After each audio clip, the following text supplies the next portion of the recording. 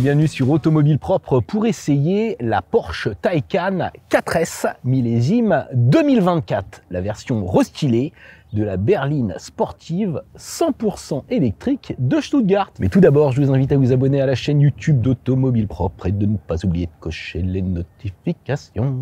La Porsche Taycan bénéficie d'une cure de jouvence en 2024. Je vous avais déjà présenté les principales évolutions de ce modèle en statique. Et là, nous allons pouvoir essayer ce modèle 4S. Dans cette version 4S, la Porsche Taycan reçoit deux moteurs synchrone à aimant permanent qui offrent une puissance en pic de 598 chevaux et sont alimentés par une grosse batterie de 97 kWh.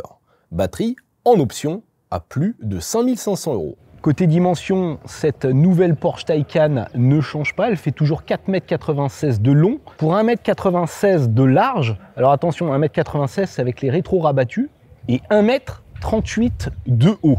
La garde au sol ne change pas, même si toutes les Taycan sont désormais équipées en série d'une suspension pneumatique. Mais notre modèle d'essai bénéficie, lui, des suspensions Active Ride System, c'est-à-dire des suspensions pneumatiques où chaque roue est indépendante. Pour ce qui est de la configuration de notre Taycan 4S, eh bien, vous voyez qu'on a une magnifique couleur métallisée à 1165 €. Nous bénéficions également, vous voyez, du toit panoramique. Alors, s'il est occultant, c'est 5090 €. S'il ne l'est pas, c'est 1681 €.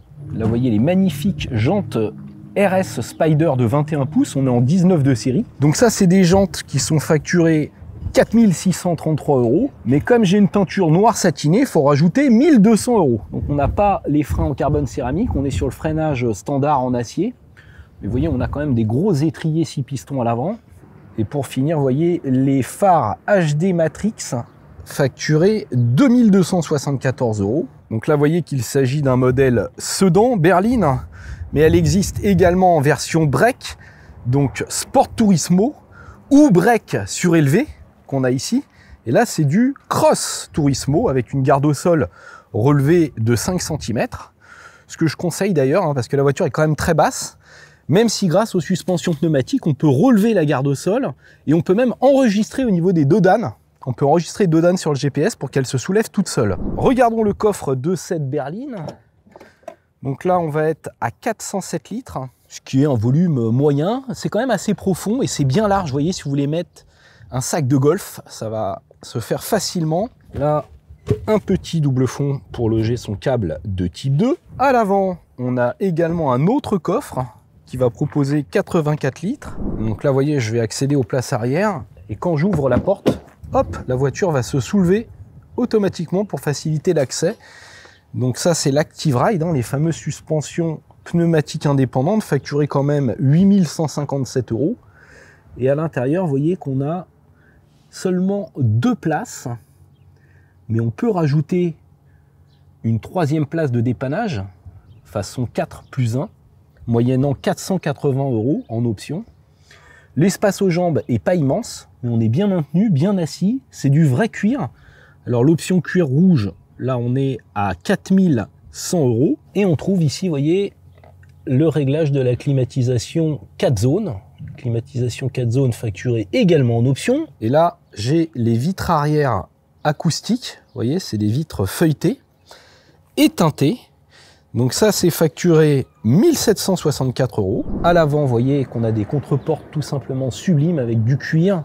Ici, de l'aluminium. Là, les seuils de porte éclairés, Taycan 4S, et les sièges à réglage électrique. Alors on a des réglages électriques de série, mais si on veut les sièges confort à 14 positions, il faut ajouter 1740 €. Une fois installé, on se retrouve face à ce magnifique volant 3 branches avec le drive mode ici pour modifier donc ces modes de conduite, vous voyez. Donc j'ai range, économie, normal, sport et sport plus. Là, je peux déconnecter l'antidérapage ESP si je veux. La présentation de l'instrumentation numérique a évolué avec davantage de couleurs, davantage d'informations sur l'autonomie, la consommation en continu du véhicule. La position de conduite est vraiment très agréable avec, vous voyez ici, de quoi poser son genou. On a des rangements en dessous ici, porte-gobelet, rangement au milieu, vraie boîte à gants avec de la feutrine s'il vous plaît. Là on peut voir que j'ai le pack Sport Chrono à 1488 € avec cette magnifique horloge. À côté de l'écran central, on a un autre écran qu'on ne voit pas de côté pour ne pas déranger le conducteur. Mais vous voyez, quand on est en face, à la place du passager, eh bien, on a une bonne visibilité sur l'écran, donc on peut regarder des films en roulant côté passager. Donc sur la console centrale, on trouve toutes les fonctionnalités concernant l'habitacle avec la ventilation, la climatisation. Vous voyez qu'on peut surveiller également sa charge, donc là je suis à 38%. Donc là vous voyez à droite, j'ai le petit bouton qui ouvre la charge en courant continu, donc charge rapide. Ici à gauche, eh bien, j'ai le port AC, donc courant alternatif. Et là, on va récupérer soit 11 kW de série, soit 22 kW en prenant le chargeur optionnel. Concernant l'écran multimédia, vous voyez que là, en appuyant sur la petite voiture, j'ai accès au mode de conduite. Donc, réglage du châssis, réglage de l'accélérateur, hauteur du châssis. Et là, le son du moteur ou pas. Le GPS avec vue par satellite Google Maps, donc ça, c'est bien. Puis, vous voyez que c'est quand même très fluide. Et là, quand j'appuie ici, je retrouve toutes les applications. Vous noterez la présence d'Apple CarPlay, Android Auto, qui a été optimisé également sur cette version. Et maintenant, on prend le volant. On va rouler. Allez, on démarre. Marche arrière. Et là, vous voyez, j'ai la caméra avec vue à 360. Donc ça, c'est pas mal. Alors, au niveau du diamètre de braquage, ils annoncent 11,7. Mais moi, je bénéficie des roues arrière directrices, en option, bien sûr. Ce qui permet de braquer beaucoup mieux. Et ça, c'est vraiment très pratique en ville, surtout avec un véhicule qui fait presque 5 mètres de long. Alors, on n'a toujours pas de palette au volant pour modifier sa régénération. Il faut appuyer ici sur la petite voiture, là, et après ici, un petit bouton on. Donc, on a off, c'est-à-dire roue libre, on ou auto. Donc, auto, il va s'adapter en fonction du trafic. On va le laisser d'ailleurs en on.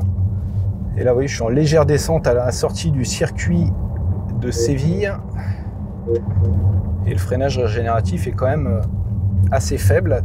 Alors, comme on a le système Porsche Active Ride suspension, la voiture ne prend pas de roulis, ne va pas cabrer ni plonger au freinage.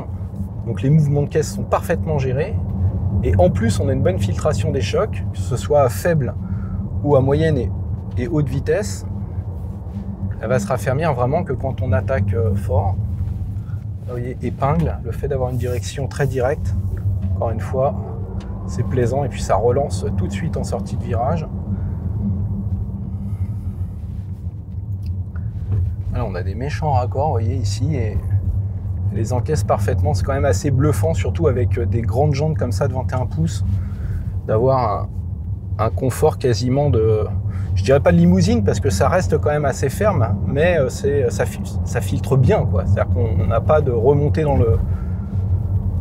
dans les sièges. Donc sur cette version 4S, on est à 2250 kg. Ils ont gagné 5 kg par rapport à l'ancienne génération, ce qui est très symbolique. Allez, ça se libère un peu. Donc je vais passer en mode Sport Plus. Et bim, 3 secondes 7 sur le 0 à 100. Avec la batterie performance, autant dire que ça marche. Ça marche et ça freine. Là, vous voyez, premier virage.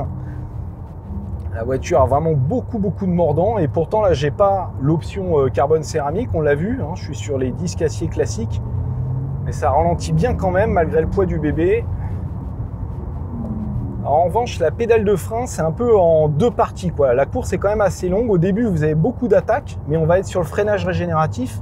Et le freinage régénératif peut récupérer jusqu'à 400 kW d'énergie, ce qui est énorme. Donc, elle récupère mieux, en plus d'avoir une batterie plus grosse. Là, vous voyez, quand ça se resserre, je remets un peu de volant. La voiture ne va pas sous-virer. Elle referme la trajectoire. On a un grip incroyable. On a vraiment l'impression d'être sur une ventouse. Surtout avec ces suspensions Active Ride. Oh là là, elle relance en sortie de virage, ça bombarde.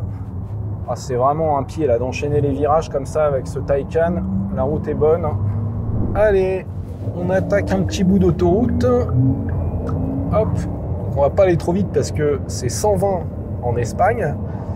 Donc on va tout de suite mettre le mode Range qui rabaisse la voiture, qui optimise, on va dire, l'autonomie, la consommation, et on met le régulateur de vitesse actif, qui est en option.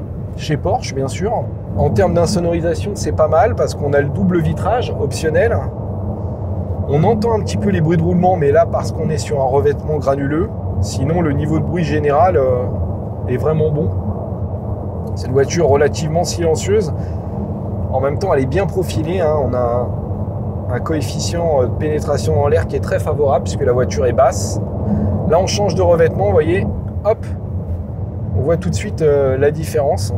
C'est beaucoup moins bruyant ici. Donc là, vous voyez à l'ordinateur de bord, hein, sur un parcours de 315 km, mais c'est de l'essai presse, hein, donc c'est une consommation, on va dire, haute. Eh bien, on est à 27,6 kWh au 100. Donc avec 97 kWh de capacité nette, ça permet d'avoir quand même une bonne autonomie. Sur cette version 4S, le constructeur annonce 648 km selon les normes WLTP. Pour avoir la réalité avec les normes WLTP, en général, vous enlevez 30% sur autoroute et 20% en mixte. Alors le gros avantage de cette Taycan, c'est aussi sa vitesse de charge. Ça va jusqu'à 320 kW de puissance en pic en courant continu. Donc ça permet de faire des pleins de 10 à 80% en 18 minutes.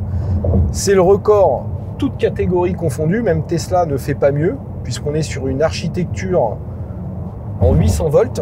Donc ça, c'est le gros avantage de cette Taycan. Maintenant, si vous gardez la petite batterie, vous resterez à 270 kW.